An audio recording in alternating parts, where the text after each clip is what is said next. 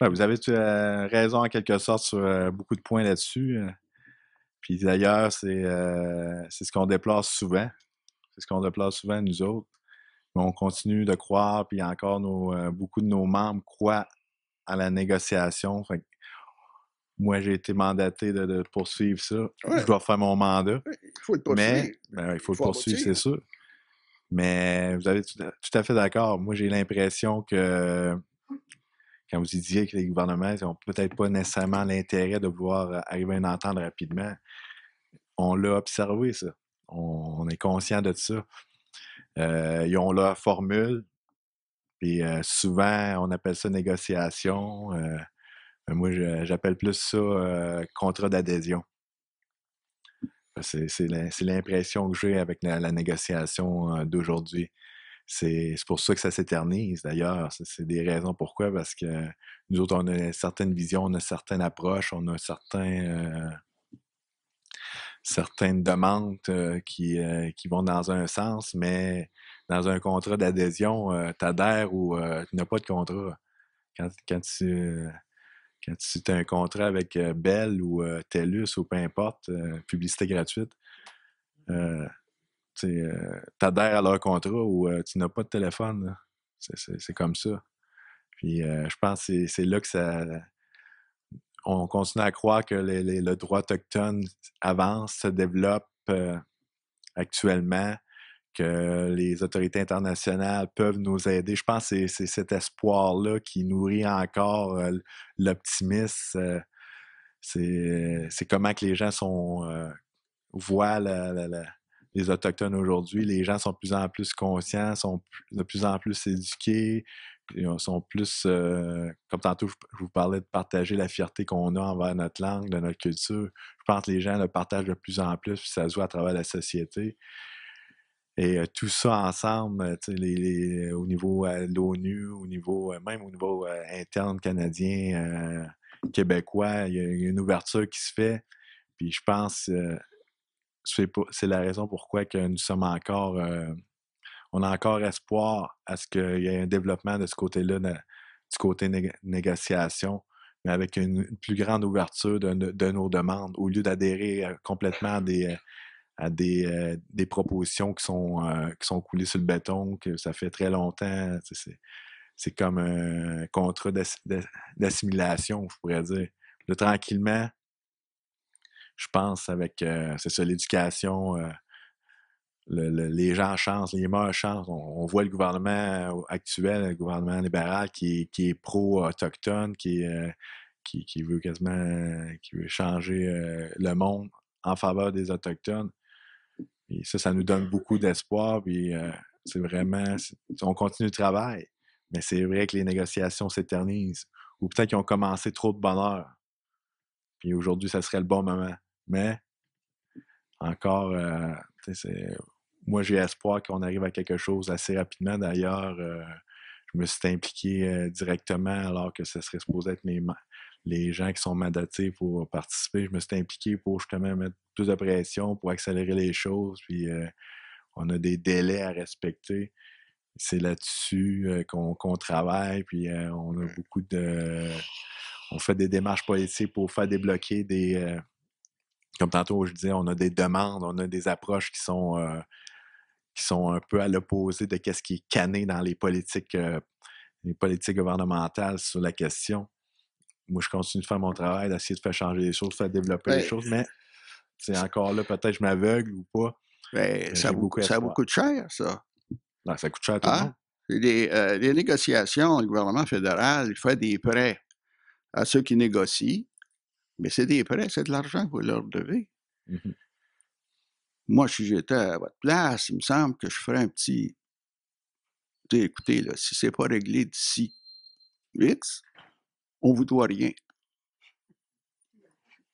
Je sais pas. En tout cas, disons que c'est une idée. C'est une idée que je Je vous donne, dis pas tout ce qui etc. s'est dit dernièrement, puis qu'est-ce que j'ai dit dans mes rencontres, mais je pourrais dire que ça s'apparente pas mal à ça. Ben, je pense qu'il faut faire un power play un peu avec le gouvernement fédéral et le gouvernement du Québec en fixant des échéances. Et puis, d'identifier, si vous regardez les négociations, voir qu'est-ce qui bloque. Mhm. Si vous voyez que c'est des niaiseries, là, hein, vous dites aux gens, bon, écoute, on va s'entendre, là, on va couper la poire en deux, puis c'est ça. Si c'est des problèmes très sérieux, regardez s'il y a des solutions ailleurs, dans l'entente de principe dont je vous parle, ou ailleurs, etc. Et prenez les problèmes un par un, fixez-vous des échéances, puis dites au gouvernement, on va se fixer ensemble des échéances, on va mettre fin à ça. Sinon, nous autres, on va sortir des négociations, puis on ne vous doit plus rien. Quelque chose comme ça. En tout cas, moi, c'est pas. Il faut que vous réagissiez, parce qu'autrement, vous allez vous faire traîner d'année en année, en année, en année. Je suis tout à fait d'accord avec vous. Mais on travaille là-dessus. Merci, ensuite, merci Louis Bernard. Louis Bernard, vous avez entendu, c'est l'homme aux 1000 idées. Je retiens en particulier celle de la conférence annuelle des grands chefs. Ouais. Moi, je pense que ça serait vraiment intéressant. Et on a un grand chef à l'arrière, Justin Picard, qui est avec nous autres. Et peut-être que Justin pourra nous aider à essayer de proposer un rapprochement et essayer d'aller de l'avant vers l'approche commune. Et avec l'approche commune, je pense qu'il y a là du millage à faire. On va se tourner vers Pierre Trudel. Pierre, des questions spécifiques. Oui, rapidement, pour aller à la salle. On comprend mieux la déclaration de la souveraineté atikamekw. On voit comment c'est un processus interne de fierté, de prise de conscience. On voit comment il y a des petits pas aussi qui se font du côté du gouvernement pour accommoder, pour légiférer et tenir compte. Moi, ma première question, ça concerne, je suis curieux de voir s'il y a eu un développement dans les négociations de traités à la lumière d'un jugement de la Cour suprême. Donc là, c'est l'élément dans quelle mesure la Cour suprême peut favoriser certains développements. On sait qu'au Canada, il y a eu récemment un jugement Tsilhqothin, je crois, qui s'appelle. Et pour la première fois dans l'histoire juridique, on reconnaît le titre indien qu'on appelait à la terre. Or, on avait misé sur l'hypothèse que ça existait avant pour faire des négociations et d'arriver à des ententes. Là, cette fois-ci, il y a un jugement qui définit en quoi consiste ce titre-là.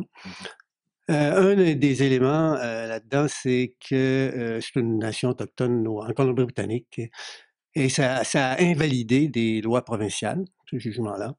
Ça aussi, il était question d'un vocabulaire qu'on retrouve dans la Déclaration des Nations unies sur le droit des peuples autochtones, c'est-à-dire de chercher à obtenir le consentement.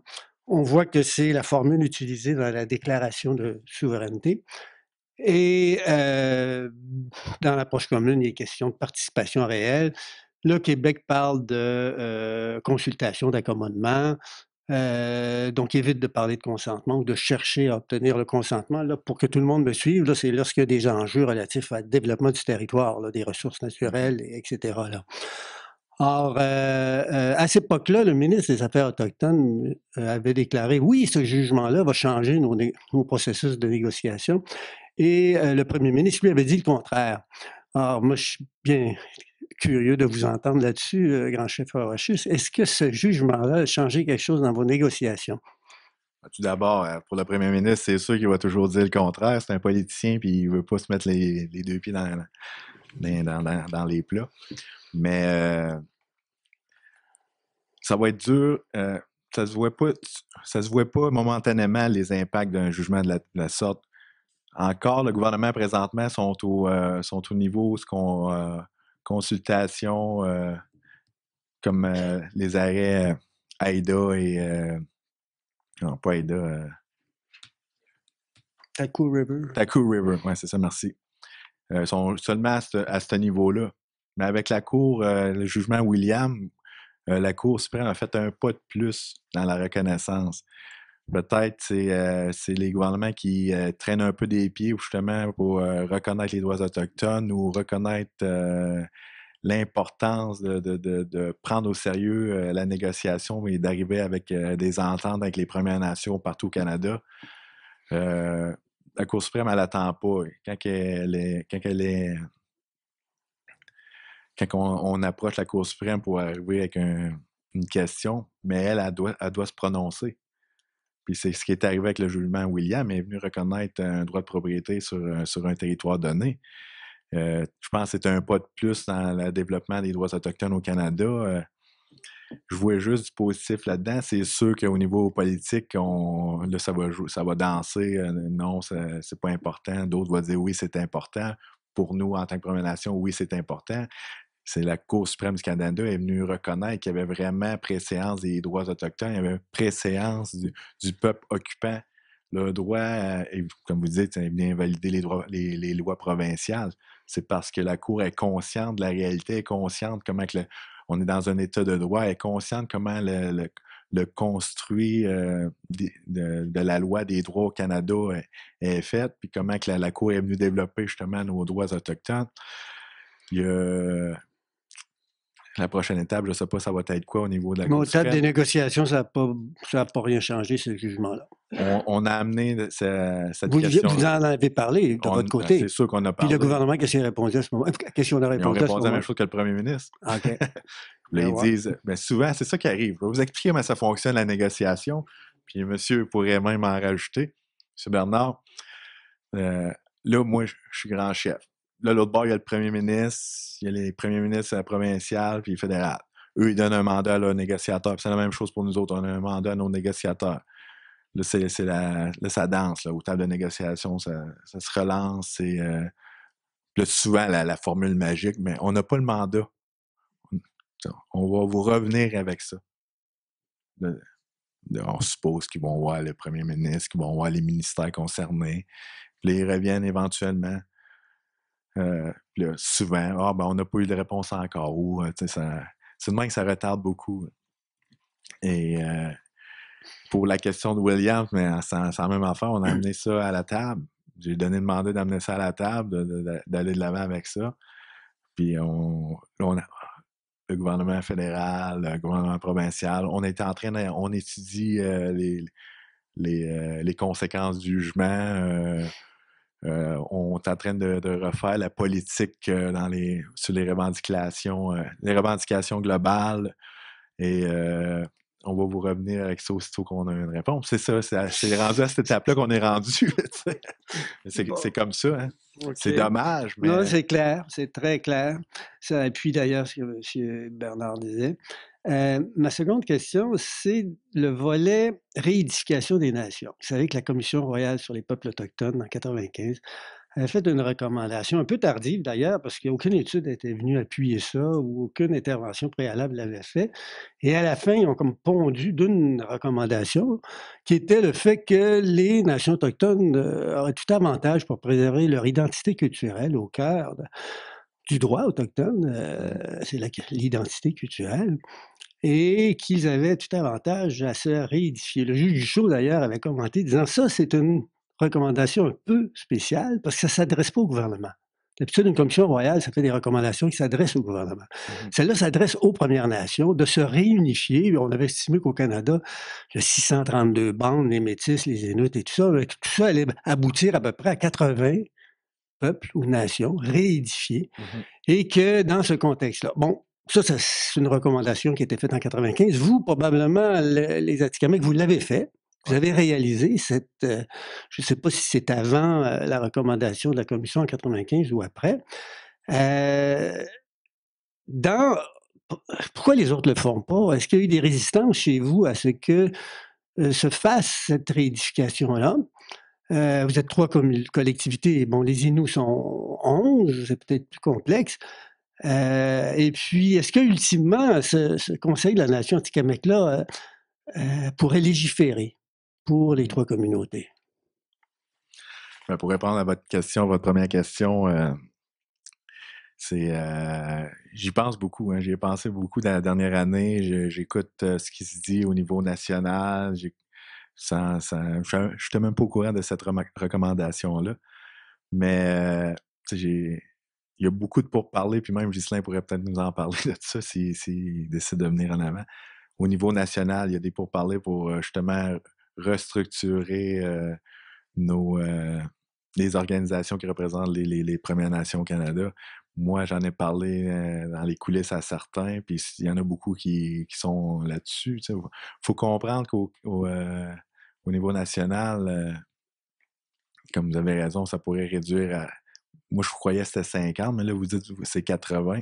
80 nations au Canada, ça pourrait être plus productif de réunir 80 personnes que de réunir 643 communautés au Canada, puis d'essayer toujours de s'entendre, d'arriver à des points communs. C'est la division qui règne actuellement parce qu'on est trop. Il y a un fait cocasse, puis là, je vais me faire lancer des bouteilles, là. Mais, tu sais, comment ils disent ça? Too many chiefs, not enough Indians. Là, on a de la misère à s'entendre, on a de la misère à arriver à des compromis, à des fronts communs. Puis je pense à travers la unification des nations, quand on arrivait à 80 individus, mais je pense que ça serait plus facile d'arriver à des ententes, d'arriver à des compromis, des consensus, puis de trouver des façons d'aller de l'avant, avoir des fronts communs. Il faut prendre une Mais direction pourquoi ça commune. se fait pas plus facilement? Ben, par exemple, je vais vous expliquer la situation chez les Atikamekw. Moi, il n'y a pas... moi, je ne suis pas un chef, je ne suis pas un grand chef de la loi sur les Indiens. Il n'y a aucune loi, il n'y a aucune loi provinciale, fédérale qui crée le grand chef des Atikamekw. Moi, je suis une créature des Atikamekw. C'est eux qui ont voulu avoir un porte-parole, ils ont voulu avoir un représentant qui représente la nation Atikamekw. Mais au niveau de l'ensemble du Canada, les chefs sont reconnus par la loi sur les Indiens. Les chefs, les conseillers sont reconnus par la loi sur les Indiens, qui est une loi fédérale, souvent comparée à la loi d'apartheid en Afrique du Sud.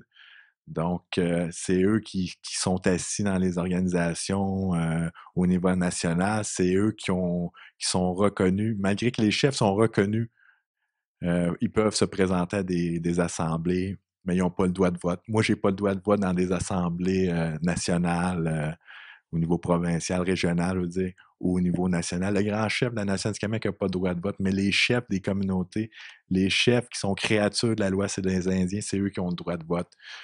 Mais là, on peut spéculer sur plusieurs raisons pourquoi que ça ne bouge pas, mais je vais laisser l'imagination répondre à ça. Donc, je vais poser une question, puis me tourner vers l'auditoire pour voir s'il n'y a pas des questions qui pourraient venir de la salle. Il y a une proposition qui a été avancée tout à l'heure par Louis Bernard à l'effet d'utiliser l'entente INU, l'entente de 2004 approche commune, comme base à partir de laquelle vous pourriez, vous, entamer votre négociation au lieu de partir de zéro du néant. Est-ce que ça ne pourrait pas être la façon de procéder? Ah, ça pourrait être une façon de procéder. Puis moi, je serais d'accord au partage d'informations. Je serais d'accord de collaborer avec d'autres Premières Nations. Mais souvent, il y a la petite clause écrit dans le coin tout petit qu'on n'est pas capable de lire. Là. C'est supposé être confidentiel, mais malgré que c'est confidentiel, tout le monde est au courant de tout. Mais là, c'est ça qui empêche vraiment la collaboration. Puis souvent, c'est ben moi, on a une meilleure entente que toi, donc on va s'arranger avant. C'est de l'enfantillage, je trouve, là, à ce niveau-là. Mais on est au courant, c'est quoi à peu près l'entente avec les Inuits qui ressemble pas mal à l'entente des Atikamekw. Où ce que ça bloque, c'est la clause de reconnaissance générale encore. Je sais que chez les Inuits, je pense que ça a été reconnu. Puis pour les Atikamekw, on travaille là-dessus. On est en pleine discussion sur cette question-là.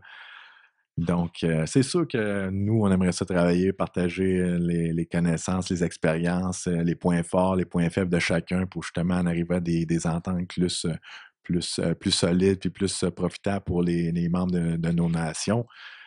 Mais encore là, c'est peut-être des volontés qui sont politiques. Mais moi, ma volonté est là. Il n'y aurait pas de problème avec moi. Je sais que M. Bernard peut vous donner l'entente.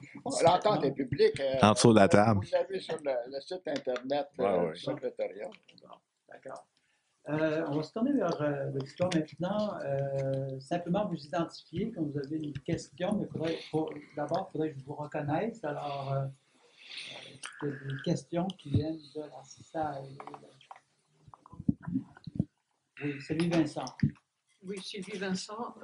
Concrètement, depuis votre déclaration de souveraineté, est-ce que vous avez perçu la moindre ouverture, ne serait-ce qu'une petite brèche de rien du tout, du côté du gouvernement, du côté des médias, du côté de la population? Ou est-ce que c'est resté lettre morte, c'est tombé dans les oubliettes? Du côté de la population, des gens en général, des non-autochtones en général, ça a été accueilli positivement, je trouve. Majoritairement positif. C'est sûr qu'il y a certains qui ont une peur ancrée en eux, puis les Indiens font peur. Mais majoritairement, quand je me promène sur le territoire, que ce soit la Tuque ou Trois-Rivières, les gens comprennent la situation. Puis je pense que c'est ça, c'est d'éduquer la population en général, que il ne faut pas avoir peur de ça.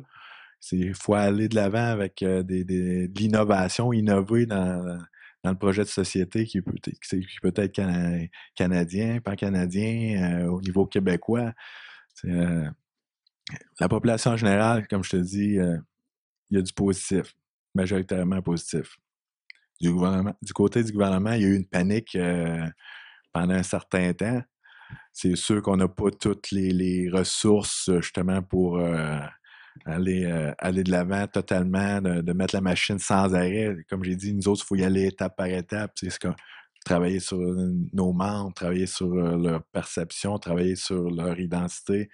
Ensuite, c'est travailler ce qui est, s'éduquer, identifier nos besoins en main-d'œuvre. On a déjà fait ça. Puis là, c'est des encourager parce que souvent, ces jeunes-là, c'est devenu comme une gangrène de génération en génération, le manque de fierté. Mais de plus en plus, par exemple, je le vois dans la communauté, nos jeunes sont fiers d'être Atikamekw, puis ils disent hautement je suis Atikamekw. Mais je pense que c'est des points qu'on gagne tranquillement, c'est des pas qu'on fait un à la fois. Puis c'est de travailler, comme M. Bernard expliquait tantôt, c'est de travailler sur nos richesses, notre richesse en main-d'œuvre, mais pour avoir une richesse en main-d'œuvre, c'est d'éduquer nos populations. Mais avant d'éduquer nos populations, il faut leur donner le goût de s'éduquer. Pour leur donner le goût de s'éduquer, il faut leur donner le goût de vouloir vivre, leur donner le goût de s'impliquer, leur donner le goût, leur donner leur fierté pour justement qu'ils puissent aller de l'avant. Suite à l'éducation, mais là, on pourra entreprendre une autre étape de plus, c'est de construire, donner des pouvoirs, de créer des entreprises, de s'impliquer, trouver des emplois, c'est ça, c'est de là que ça vient la richesse. C'est de faire travailler nos gens de plus en plus, mais il faut des gens éduqués, parce que c'est ça qui est reconnu aujourd'hui, c'est de faire travailler nos populations, puis suite à cela, là, on pourra se structurer, on occupe un territoire, on a une langue, une culture particulière, et puis comme j'ai dit tantôt, ça ne se fait pas du jour au lendemain, ça se fait étape par étape. Mais suite à la déclaration de souveraineté, comme j'ai dit, il y a eu une panique au niveau fédéral, il y a eu des ouvertures, il y a eu des rencontres un peu plus intensives par rapport à la question de négociation. Là, on a des échéanciers très courtes actuellement. Puis d'ici les 6 prochains mois, on devrait savoir où est-ce qu'on s'en va avec ça. Peut-être qu'on va faire comme Bernard a dit, M. Bernard, on s'en va puis on doit rien, c'est tout. On verra à ce moment-là.